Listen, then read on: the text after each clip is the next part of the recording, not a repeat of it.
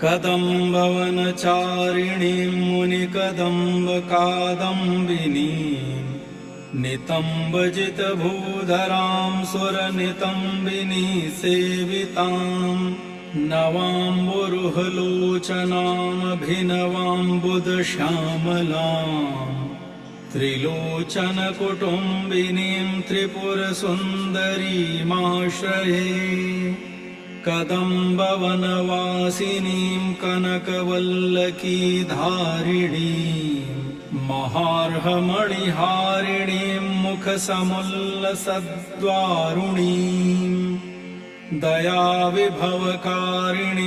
विशदलोचनीं चारिणीं त्रिलोचनकुटुम्बिनीं त्रिपुरसुन्दरीमाश्रये। कदम्बवनशा